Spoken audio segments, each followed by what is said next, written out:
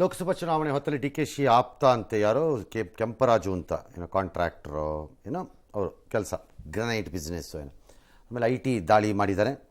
ಈ ಮಧ್ಯೆ ಅದೆಲ್ಲ ಬೆಂಗಳೂರಿನ ಕನಕಪುರ ರಸ್ತೆಯ ವಾಜರಳ್ಳಿ ನಿವಾಸದಲ್ಲಿ ಈ ಮಧ್ಯೆ 12 ಲಕ್ಷ ಚಿಲ್ಲರೆ ದುಡ್ಡನ್ನೆಲ್ಲ ಒಂದಷ್ಟು ಕಡೆ ಸೀಸ್ ಮಾಡಿದ್ದಾರೆ. ಕರ್ನಾಟಕ ಮಹಾರಾಷ್ಟ್ರ ಗಡಿ ಬಳಿ ಭಾಳ ದೊಡ್ಡ ಅಮೌಂಟ್ ಏನಲ್ಲ ಅದು.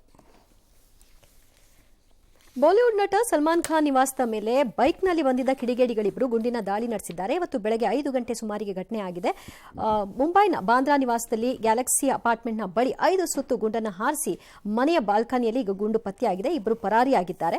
ಪೊಲೀಸ್ ಠಾಣೆಯಲ್ಲಿ ಕೇಸ್ ಕೂಡ ದಾಖಲಾಗಿದೆ. ಸ್ಥಳಕ್ಕೆ ಎನ್ಕೌಂಟರ್ ಸ್ಪೆಷಲಿಸ್ಟ್ ಕನ್ನಡಿಗ ದಯಾನಾಯಕ್ ಸಿಟಿ ಪೊಲೀಸರು ಕ್ರೈಂ ಬ್ರಾಂಚ್ ಅಧಿಕಾರಿಗಳು ಪರಿಶೀಲಿಸಿದ್ದಾರೆ. ಸುತ್ತಮುತ್ತಲಿನ ಸಿಸಿಟಿವಿಗಳನ್ನು ವಶಕ್ಕೆ ಪಡೆದು ತನಿಖೆಯನ್ನು ಮುಂದುವರೆಸಿದ್ದಾರೆ. ದಾಳಿ ಬೆನ್ನಲ್ಲೇ ನಟನ ಮನೆಯ ಸುತ್ತಮುತ್ತ ಪೊಲೀಸ್ ಬಂದೋಬಸ್ತ್ ಕೂಡ ಮಾಡಲಾಗಿದೆ. ಸಲ್ಮಾನ್ ಮನೆಯ ದಾಳಿಯನ್ನ ಇದರ ಹೊಣೆಯನ್ನ ಜೈಲಿನಲ್ಲಿರುವಂತಹ ಗ್ಯಾಂಗ್ಸ್ಟರ್ ಲಾರೆನ್ಸ್ ಬಿಷ್ಣೋಯ್ ಅವರ ಸಹೋದರ ಅನ್ಮೋಲ್ ಬಿಷ್ಣೋಯ್ ಹೊತ್ತುಕೊಂಡಿದ್ದಾನೆ.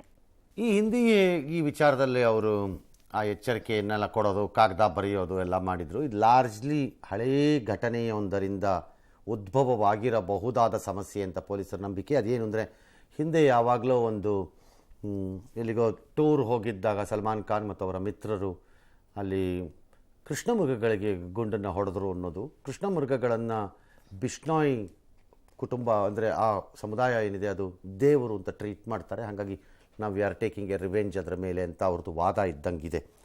ಲೆಟ್ಸ್ ಸಿ, ಆ ವಾದವನ್ನು ಹೀಗೆ ಎಂಡ್ ಮಾಡಬೇಕು ಅಂತ ಇಲ್ಲ ಯಾವತ್ತೂ, ಅದು ಯಾರೇ ಆಗಿರಲಿ. All right. ಇನ್ನು ಆಂಧ್ರ ಪ್ರದೇಶದಲ್ಲಿ ಕಲ್ಲು ರಾಜಕೀಯ ತೂರಾಟ. ನಿನ್ನೆ ಜಗನ್ ಮೇಲೆ ಕಲ್ಲು ಹೊಡೆದಿದ್ರು, ಅವ್ರಿಗೇನೋ ಸಣ್ಣ ಗಾಯ ಆಗಿತ್ತು. ಇವತ್ತು ಪವನ್ ಕಲ್ಯಾಣ್ ಮೇಲೆ ಕಲ್ಲು ಹೊಡೆದಿದ್ದಾರಂತೆ, ಅವ್ರಿಗೇನೂ ಆಗಿಲ್ವಂತೆ. ಪುಣ್ಯಕ್ಕೆ ಬಚಾವು. ಜಗನ್ಮೋಹನ್ ರೆಡ್ಡಿ ಕಡೆ ಅವ್ರು ಹೇಳೋದು ಈಗ ಇದೆಲ್ಲ TDP ಅವರು ಮಾಡಿದ್ದಾರೆ ಅಂತ. ನಿಮ್ಮ ಆಂಧ್ರ ಪ್ರದೇಶದಲ್ಲಿ ಕಲ್ಲೊಡೆಯೋದು, ಇನ್ನೊಂದು ಮತ್ತೊಂದು, ಸ್ವಲ್ಪ ಈ ರಕ್ತ ರಾಜಕಾರಣ, ಅಬ್ಬರ, ಜೋಶು, ಪೋಸು, ಇವೆಲ್ಲ ಏನು ಹೊಸದಲ್ವಲ್ಲಪ್ಪ. ಹಳೆಯದನ್ನೇ. ನಿಮ್ಮ ರುಚಿನ ನಾವು ಈ ಕಡೆ ಬಳ್ಳಾರಿ ಇಲ್ಲೆಲ್ಲ ನೋಡಿಲ್ವಾ? ನಿಮ್ಮ ರಾಜಕಾರಣದ ಸ್ಟೈಲ್ನ ರುಚಿನ ನಮಗೂ ಕೊಟ್ಟೋಗಿದ್ದೀರಿ ಬಳಬಳಿ. ಹಂಗಾಗಿ ಇದೇನು ಹೊಸದಲ್ಲ. ಬಟ್ ಕಲ್ಲು ಹೊಡ್ಕೊಂಡ್ರೆ ಅವ್ರು ಹೊಡ್ಕೊಂಡ್ರೆ ನೀವು ಹೊಡ್ಕೊತೀರಿ, ನೀವು ಹೊಡ್ಕೊಂಡ್ರೆ ಅವ್ರು ಹೊಡ್ಕೋತಾರೆ ಅಷ್ಟೇ. ಓಡ್ಕೊಳ್ಳಿ ಇಬ್ಬರೂ, ಯಾರು ಬೇಡ ಅಂತವ್ರು ನಿಮ್ಮನ್ನು.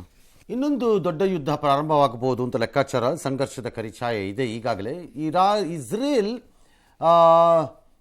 ಇರಾನ್ನ ರಾಯಭಾರ ಕಚೇರಿ ಥರ ಅಲ್ಲ, ಮಿಲಿಟರಿ ಅಧಿಕಾರಿಗಳಿದ್ದ ಒಂದು ಸ್ಥಳವನ್ನು ಸಿರಿಯಾ ಒಳಗಡೆ ದಾಳಿ ಮಾಡಿತ್ತು. ಅವರು 7 ಜನ 6 ಜನ ಸತ್ತೋಗಿದ್ರು. ಅದಕ್ಕೀಗ ಇಸ್ರೇಲ್ ಮೇಲೆ ಇರಾನ್ ತನ್ನ ವಾರ್ನ ಪ್ರಾರಂಭ ಮಾಡ್ದಂಗಿದೆ. ಸಿರಿಯಾ ರಾಜಧಾನಿ ಡಮಾಸ್ಕಸ್ ಮೇಲಿನ ಇಸ್ರೇಲ್ ದಾಳಿಗೆ ಇದಕ್ಕೆ ಪ್ರತಿಕಾರ ಅಂತ ಹೇಳ್ತಿದ್ದಾರೆ. ಅದರ ಮುಖ್ಯಸ್ಥರು ಈಗಾಗಲೇ ಪ್ರಕಟಿಸಿದ್ರು, ಈ ಯುದ್ಧ ನಡೆಯುತ್ತೆ, ನಾವು ಅಟ್ಯಾಕ್ ಮಾಡೇ ಮಾಡ್ತೀವಿ ಅಂತ. ಇಸ್ರೇಲ್ ಹೇಳ್ತಾ ಇದೆ, ನಮ್ಮ ದೇಶದ ಒಳಕ್ಕೆ ನಾವು ಅಟ್ಯಾಕ್ ಮಾಡಿದ್ರೆ ನಾವು ನಿಮ್ಮ ಮೇಲೆ ಮಾಡ್ತೀವಿ ಗ್ಯಾರಂಟಿ ಅಂತ. ಇವತ್ತು ಮೊದಲ ಭಾಗವಾಗಿ ಇರಾನ್ ಒಂದಿಷ್ಟು ರಾಕೆಟ್ಗಳನ್ನು ಮತ್ತು ಡ್ರೋನ್ಗಳನ್ನು, ಒಂದೆರಡು ಮಿಸೈಲ್ಗಳನ್ನು ಈ ಥರದ್ದನ್ನು ಇಸ್ರೇಲ್ ಕಡೆಗೆ ಕಳಿಸ್ಕೊಟ್ಟಿದೆ. ಹೋಗಿ ಬನ್ನಿಪ್ಪ ಪ್ಲೀಸ್ ಅಂತ. ಅದನ್ನು ತಾನೊಂದೇ ಮಾಡಲಿಲ್ಲ, ಅದು ಸಿರಿಯಾಯಿಂದ ಕೂಡ ದಾಳಿ ಆದಂಗಿದೆ. ಒಂದು ಕಡೆ Houthis are nothing but supported by Iran terrorist group. ಅವಾಗ ಶಿಪ್ಗಳನ್ನು ಮತ್ತು ಮಕ್ಕಳನ್ನೆಲ್ಲ ಎತ್ತಾಕೊಂಡೋಗೋದು, ಇಂಥದ್ದೆಲ್ಲ ಆಟಗಳು ಆಡ್ತಿರ್ತಾರೆ ಕಿಡ್ನ್ಯಾಪಿಂಗಲ್ಲಿ. ನೀವು ನೋಡ್ತಾ ಇದ್ದೀರಿ, ಶಿಪ್ಗಳ ಮೇಲೆಲ್ಲ ಅಟ್ಯಾಕ್ ಮಾಡ್ತಿರೋದು Houthis. They are supported by Iran actually, prompted. ಈ ಕಡೆಯಿಂದ ಹಿಜ್ಬುಲ್ಲಾ ಕೂಡ ಎನ್ಕರೇಜ್ ಆದಂಗಿದೆ, ಅವರು ಕೂಡ ದಾಳಿ ಮಾಡ್ತಿದ್ದಾರೆ.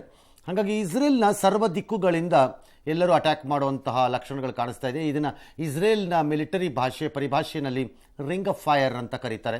ರಿಂಗ್ ಆಫ್ ಫೈರ್ ಅಂತಂದರೆ ಸುತ್ತಲೂ ಬೆಂಕಿಯ ಕೆನಾಳಿಗೆ. ನೀವು ಸರ್ಕಸ್ಸಲ್ಲಿ ನೋಡ್ತೀರಿ, ಒಂದು ಫೈರ್ದೊಳಗೆ ಒಬ್ಬ ಹಿಂಗೆ ನುಗ್ಗಿ ಹಾರಿ ಹೋಗೋದು, ಆ ಥರ ಒಂದು ದೇಶವನ್ನೇ ring of fire, which is exactly the China idea against India. ನಮ್ಮ ಮೇಲೆ ಅವ್ರಿಗೆ ಅದೇ ಐಡಿಯಾ ಇರೋದು, ರಿಂಗ್ ಆಫ್ ಫೈರ್ ಮಾಡ್ತೀವಿ ನಾವು ಇವ್ರ ಸುತ್ತಲೂ ಅನ್ನೋ ಥರ.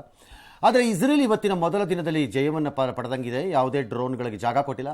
ಅರೌಂಡ್ 90% ಅಷ್ಟು ಡ್ರೋನ್ಗಳನ್ನು, ಮಿಸೈಲ್ಗಳನ್ನು, ರಾಕೆಟ್ಗಳನ್ನು ತನ್ನ ಆ್ಯಂಟಿ ಏರ್ಕ್ರಾಫ್ಟ್ ಗನ್ಸು ಮತ್ತು ಇನ್ನಿತರ ವೆಪನ್ಸಿಂದ, ಆಯುಧಗಳಿಂದ ಅದನ್ನೆಲ್ಲ ಹೊಡೆದು ಕೆಳಗೆ ಹಾಕಿದ್ದಾರೆ.